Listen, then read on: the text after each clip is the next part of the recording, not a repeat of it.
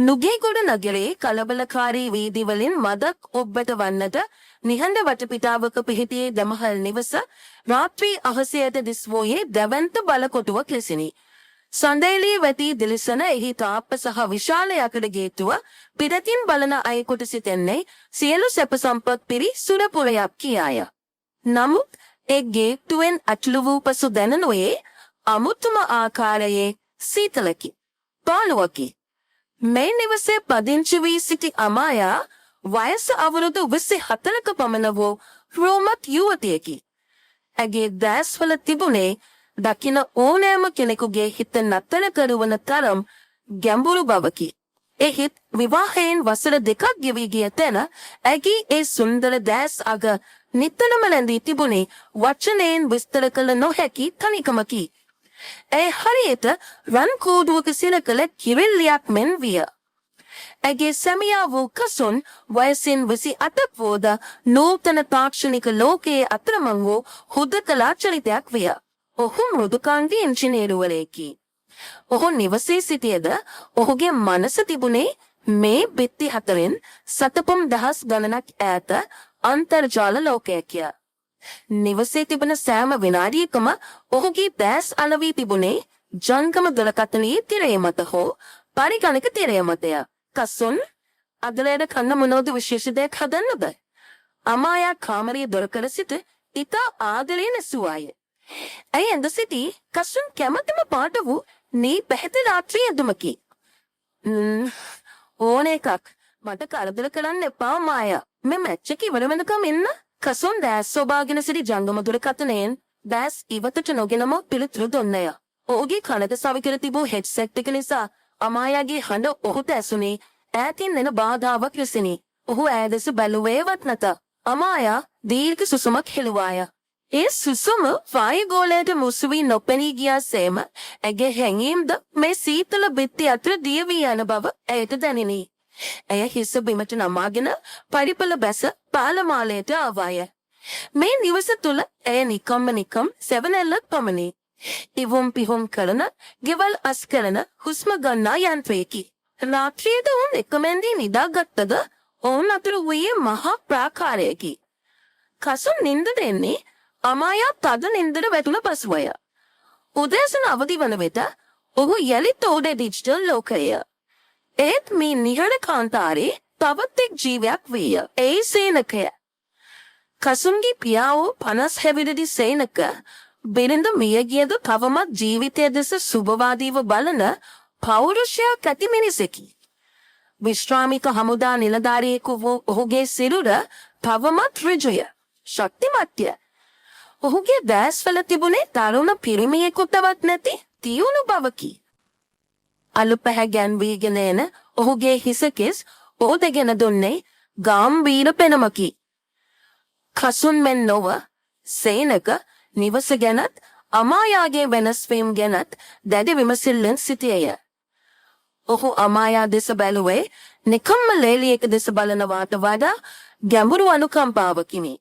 එදින සවස අමායා සාලය ආස් කරමින් සිටියේදී සේනක පරිපල බැස ආවේය. ඔහු ඇඳ සිටියේ නිවසට අඳින සැහැල්ලු ඇඳමකි. නිවසේ තිබූ අඳුරු ස්වභාවය පරදවමින් ඔහුගේ පැමිණීම අමායාට දෙනුනේ රැකවලනයක් ලෙසිනි. දුව, කසුන් තාම කාමරේද? සේනක ඇසුවිය. ඔහුගේ කටහඬී වූ ගාම්භීර නමුත් කාරුණික බව අමායාගේ සිතට අමුතු ගැස්මක් ඇති කළේය. "ඕ තාත්තේ, තාම ගේම් ගහනවා. අද රැට කන්නෙත් නෑ" කිව්වා. අමායාගේ හඬ වේව්ලන්නට විය. සේනක හිස දෙපසට වැන්වී කලකිරීමෙනි. "ඕද රත්තරන් වගේ වටිනාකමක් තියෙන දෙයක් ලැබිලත් ඔහු ඒකේ අගයක් බන්නේ නෑ. මම නම් ওই වයසේදී..." ඔහු වාක්‍ය සම්පූර්ණ නොකර නතර කළේය. නමුත් ඔහුගේ දැස් අමායා දෙස යොමු වූයේ වචන දහසකින් කිව නොහැකි කතාවක් කියන්නත් මෙනි.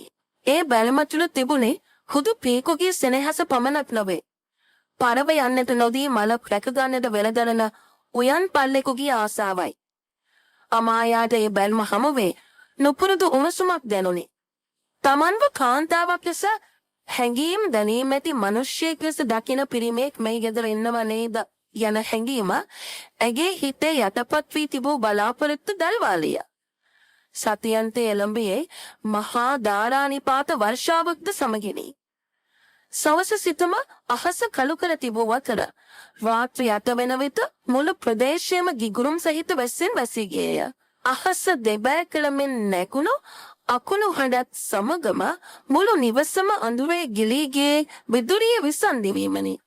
මහා වැස්සේ ශබ්දය නිසා නිවස ඇතුලේ වෙන කිසිම ශබ්දයක් නොඇසෙන තරම් විය.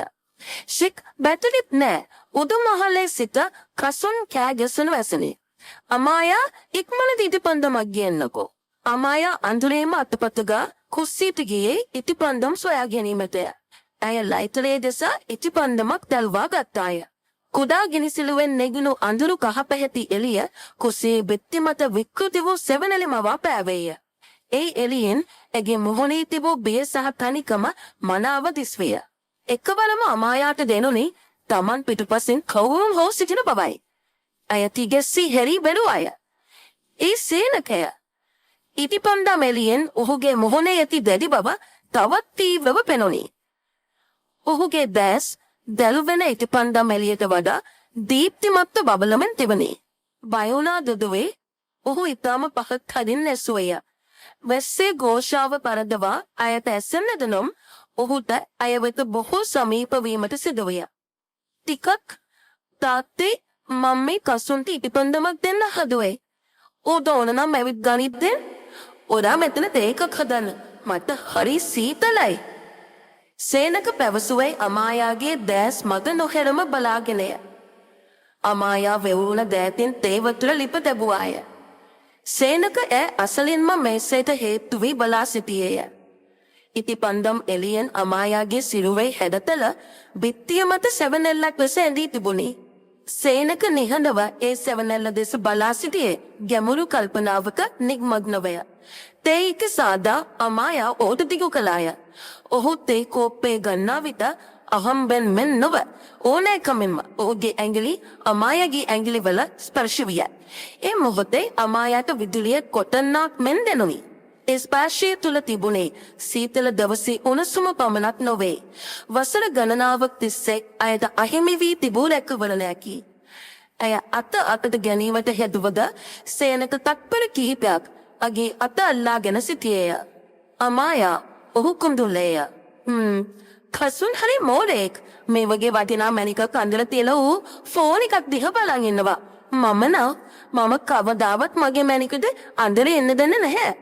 ඔහු ඇගේ අත මෘදු ලෙස තමාද සිට මදක් යොදගත්තේය. එය බලහත්කාරකමක් නොවිය. එය ආයාචනයක් වැනි විය.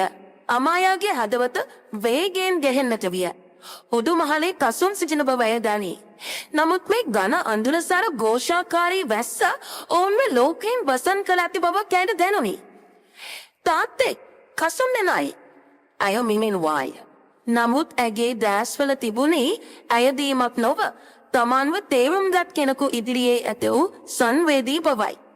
ඌ එන්නේ නැහැ. ඌට මේවා තේරෙන්නේ නැහැ කියමින් සේනක නිදහස්ව තිබූ අනෙක් අතින් අමායාගේ තෙත බේරන කොණ්ඩය කන පිටුපසට කළේය. ඔහුගේ රළු ඇඟිලි තුඩු ඇගේ කම්මල දිගේ පහළට ඇදී යද්දී අමායාට දෙනුනේ තම ආත්මයම සසල වී යනු බවයි. වචන අවශ්‍ය නොවිය. ඔවුන්ගේ හුස්ම ගැනීමේ රිද්මය එකක් බවට පත් තිබුණේ. ගිහින් ඌට ඉටිපන්දම දීලා එන්න. ඔහු අවසානයේ මෘදු ස්වරයෙන් කීවේය. අමායා කුස්සියෙන් එළියට දිව ගියේ හුස්ම හිර වීගෙනය. ඇගේ සිරුර පුරා දිව ගිය ඒ නුපුරුදු හැඟීම සීතල බැස්සටවත් නිවා දැමිය නොහැකි බව ඇය දැන සිටියාය. දින කිහිපයකට පසු නිවසේ ජලනලේ දෝෂයක් නිසා උඩුමහලේ නාන කාමරය භාවිතයට ගත නොහැකි විය. එනිසා කසුන් සහ අමායා දෙදෙනාටම පහත මාලේ පොදු නාන කාමරේ භාවිතා කිරීමට සිදු විය. ඉරිදා දිනක උදෑසන අමායා නාන කාමරයට ගියේ දොර අදවල් කරගෙනය. කසුන් සාලේ ටීවී බලමින් සිටි අතර සේනක වත්ත පහළ සිටිනු ඇය දුටුවාය. ඇය සිතුවේ තමන්ට බාධාවක් නැති වෙයි කියාය. වතුර මල් සිසිලස විඳිමින් ඇය දැස් පියාගෙන සිටියේ සිතේ වූ පීඩනය සෝදා හැරීමටය. හදිසියෙම නාන කාමරේ ලිස්සන සුළු පොළොවේ ඇගේ පය ලිස්සා ගියය. අම්මේ කියා කෑගසමින් ඇය බිම ඇද වැටුනේ නළලේ වැදිනු පහරින් ඇති වූ වේදනාවත් සමගය. ඇගේ කෑගැසීම ඇසුණු සේනක වත්ත පහළ සිට වහා දිව ආවය. කසුන් ටීවී එකේ ශබ්දය නිසා මෙය ඇසුවේ නැත. සේනක කලබලින් නාන කාමරේ දොර තල්ලු කළේ. දුවේ මොකද උනේ? අමායා බිම වැටී සිටියාය. ඇය සිටියේ තුවායත් පමණක් සිරුරේ උතාගෙන යයි. සේනක දුට දෙයින් මොහොතකට ගල් ගැසුණි. නමුත් ඔහු වහාම තම දැස් අහකට ගත්තේය.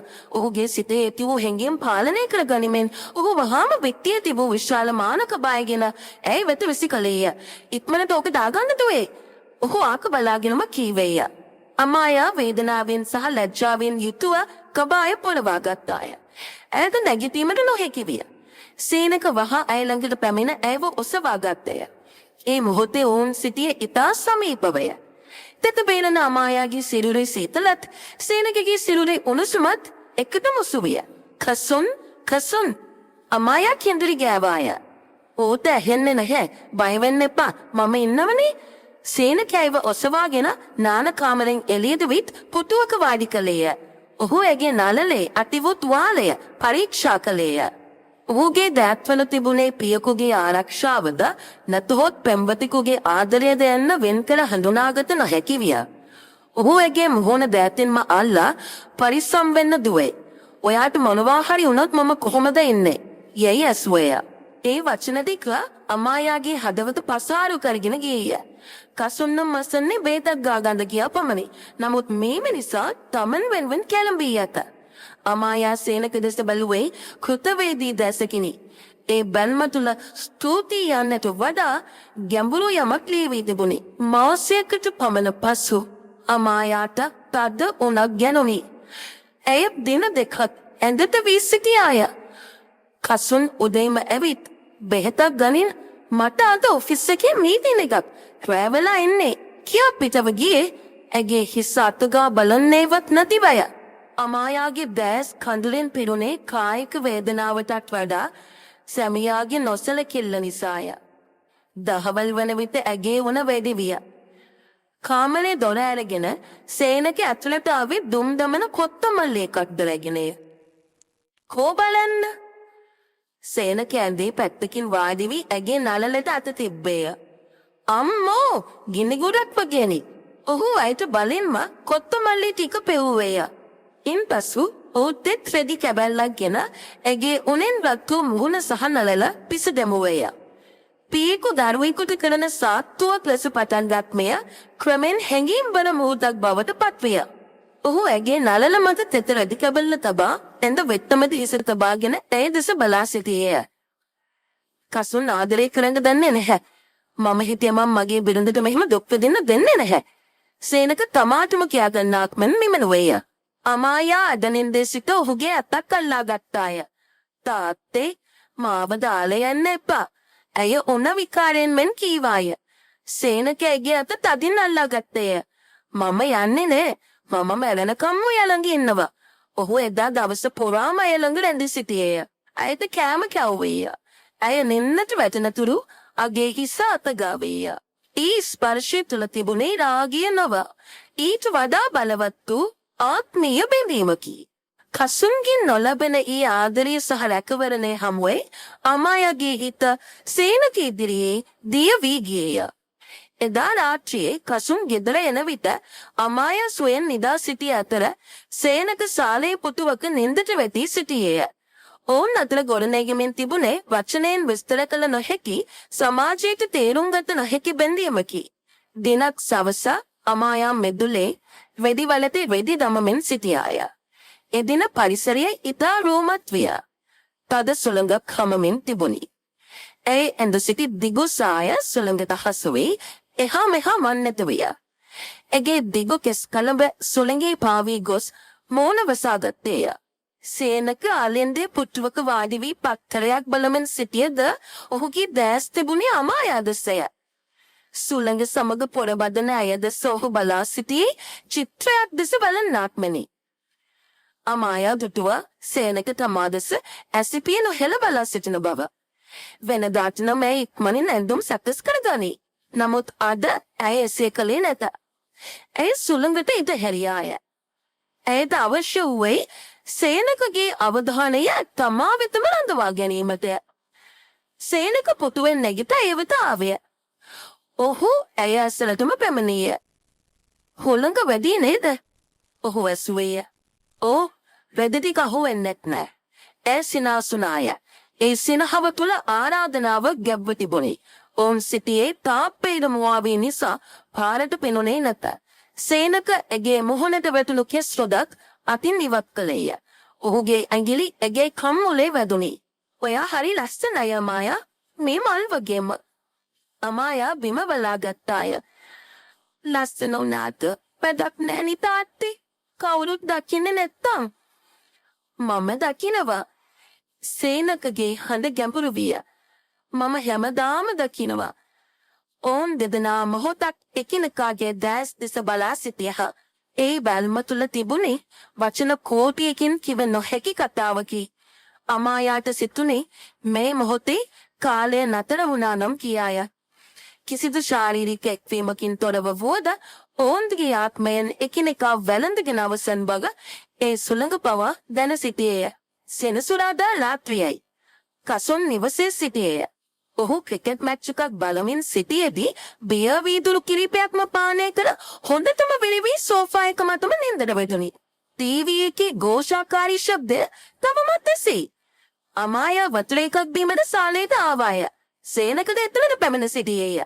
ඔහු නින්දේ පසුවන කසුන් දෙස බලා සමුච්චලයට මෙන් සිනාසුනේය. "බලන්න, මේ කමරේ වයිගේ සැමියා 100ක් නෑ." සේනක කීවේය. අමායා කසුන් දෙස බලුවාය. ඔහු කට ඇරගෙන කොරවමින් සිටියේය. ඇයට ඇති වූයේ කලකිරීමකි. සේනක හෙමින් අමායාගේ අතින් නෙල්ලුවේය. "අපි මෙතන වාඩි වෙමු." සේනක යෝජනා කළේය. "පිස්සුද තාත්තේ? එයාට ඇහැරුණත්?" අමායා බියෙන් ත්‍රස්ත විය. "ඌට ඇහැරෙන්නේ නැහැ. එන්න." සේනකගේ දැස්වල තිබුණේ අවදානම ගන ඇති කැමැත්තයි.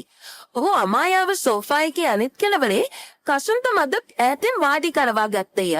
දැන් තිදෙනාම එකම කාමරයේය. කසුන් නිදාගෙන සිටී. සේනක සහ අමායා අවදියෙන් සිටිති. සේනක අමායාගේ අත තදින් අල්ලා ගත්තේය. ඔවුන් දෙදෙනා නිහඬව ටීවී එක දෙස බලා සිටියද ඔවුන්ගේ මුළු අවධානයම තිබුණේ එකිනෙකාගේ අත්වල ස්පර්ශය මතය. කසුන් එකවරම කියමින් ඇඟිලි චලනය කළේය. අමායාගේ හදවත නතර වන්නට ආවේය. ඇය අත ඇද ගැනීමට හදෝද සේනකයාගේ අත අතෑරියේ නැත. ඔහු ඇය දෙස බලා "බය වෙන්න එපා" යනුවෙන් හිසින් සංඥා කළේය. කසුන් යලිත් ගොරවන්නට පටන් ගත්තේය. සේනක අමායාගේ කන ළඟට පහත් වී රහසින් කීවේය. "දැක්කද, අපි කොච්චර ළඟ වී හිටියත් ඌට අපිව පේන්නේ නැහැ. ඌ එන්නේ වෙන ලෝකෙක."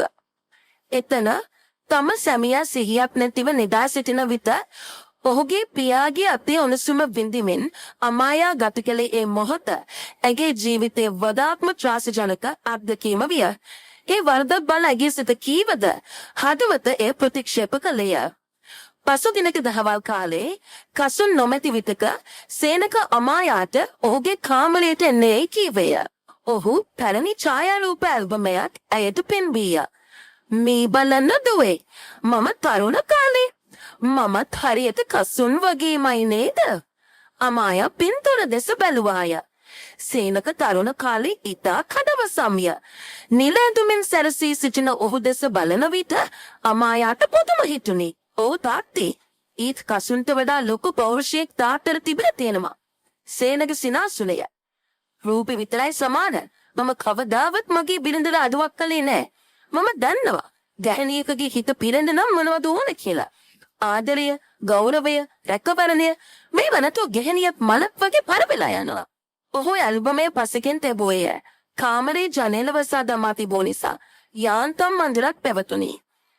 ඔහු අමායාගේ දෑත් අල්ලා ගත්තේය. "අමායා, ඔයා තවම තරුණයි. ඔයාගේ ජීවිතේ කසුන් වගේ මලකඳක් එක්ක නාස්ති වෙන්න දෙන්න මට බෑ." මම ඔයාට ආදරේ දුවේ. ඒක නිකම්ම ආදරයක් නෙවී. මට ඕන ඔයාව සතුටින් තියන්න. අමායාගේ දැස් කඳුලින් පිරුණි. එය බලාපොරොත්තු වූ වචන මේවාය. මට බයයි තාත්තේ. මේක පාපයක් නේද? ආදරේ කියන්නේ කවදාවත් පාපයක් නෙවෙයි අමායා. නොලබන තැනක ආදරේ යදින එකයි පාපය. අපි කාටවත් කරදරයක් කරන්නේ නෑනේ. මේක අපේ රහස.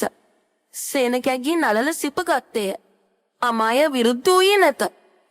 ඇය ඔබට පපෝට හිස තබාගෙන හඬ වැටුණාය. සේනකැගේ හිස අතගාමින් ඇවසන සාලීය. මේ මොහොතේ ඇයට දැනුනේ තමන් ලෝකයේ ආරක්ෂිතම දැන සිටින බවයි. සති කිහිපයක් ගත විය. ඔවුන්ගේ සම්බන්ධය ඉතා රහසිගතව සහ ප්‍රවේශමෙන් ගලා ගියේය. ඔවුන් වචනවලින් සහ බැලමෙන් පමණක් ආදරය කළහ. දිනක් අමායා කුස්සියේ වැඩ කරමින් සිටියදී සේනකායට රහසිගත මැසේජ් එකක් එවා තිබුණි. අද රැට කසොන් නිදාගත්තම වතුර බොන්න වගේ එළියට එන්න. මට ඔයාව දකින්න ඕන. අමායා ඒ දුටු සැනින් හිතේ ඇති වූ ආදරය නිසා පිළිතුරක් යැවීමට ඉක්මන් විය. හා මම එන්නම් මගේ රත්තරන් ආදරේ. ඇය මැසේජ් එක යවා ෆෝන් එක පැත්තකින් තබුවාය. විනාඩියකට පසු ඇගේ පපුව හෝස් ගා දැවී ගියය. ඇය මැසේජ් එක යවා තිබුණේ සේනකට නොව හබී ලෙස සේව් කර තිබූ කසුන්ගේ අංකයටය. අමායාට ක්ෂණික හෘදයාබාධයක් එන්නක් මෙන් දැනිනි. මුළු ලෝකයම කැරකෙනවා වැනි විය. කසුන් සිටියේ සාලය. ඔහුගේ ෆෝන් එක මේසේ මත තිබෙන බව ඇය දුටුවාය. වාසනාවකට ඔහු ෆෝන් එක ළඟ සිටියේ නැත. ඔහු කුස්සියේ දෙසට වතුර එකක් බොන්නට එමින් සිටියේය. අමායා අතේ තිබූ පිහේද විසිකර සාලයට දිව ගියාය.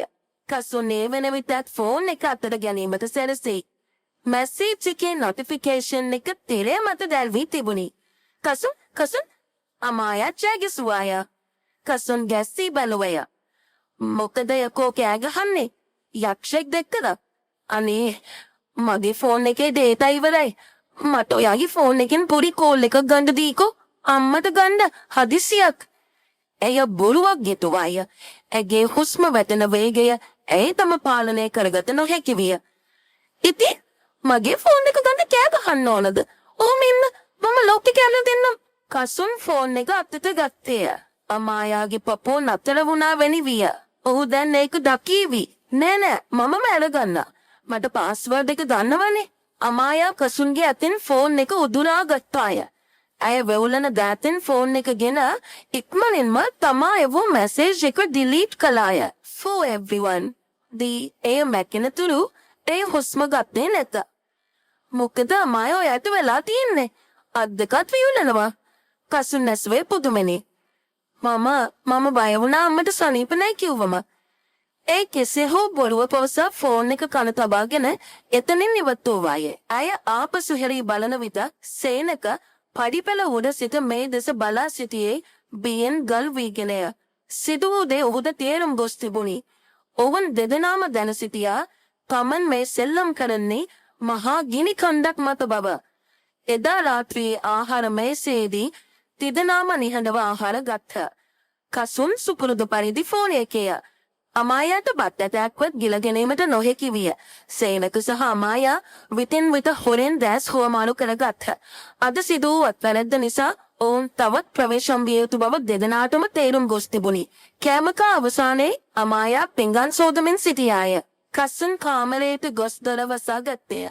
සේනක කුස්සියට පැමිණ වතුර වීදුරුවක් ගත්තේය. ඔහු අමායා ළඟට පැමිණියේය. අද අපි බේරුණා නෝලෙන්. සේනක රහසින් කීවේය. ඕ මම හිතුවේ මගේ පපුව පැලෙයි කියලා. අමායා කීවේ බියනි. අපි මේක නවත්තමුද තාත්තේ? මට බයයි. සේනක වීදුරුව පැත්තකින් තබා ඇගේ මුහුණ දෙස බැලුවය. අපිට මේක නවත්තන්න බෑ අමායා. ඔයාට පුළුවන් ද ආපහු වල කාන්තාරයට ගෙන් තනියම එන්න? මට බෑ ඔයාව තනි කරන්න. මටත් බෑ. අමායාගේ දැසින් කඳුළු පිරුණි. එහෙනම් අපි පරිස්සම් වෙමු. හැමදාම මෙහෙම වෙන්නේ නැහැ. මේ ගෙදර මගේ හුස්ම ටික රැඳලා තින්නේ ඔයා ළඟ. ඔයා සතුටින් ඉන්නව දකින්න එක විතරයි මට ඕන. ඔහු ඇගේ හිස මත අත තැවුවේය. ඒ ආශිර්වාදයත් සමග අමායගේ බිය පහව ගියේය.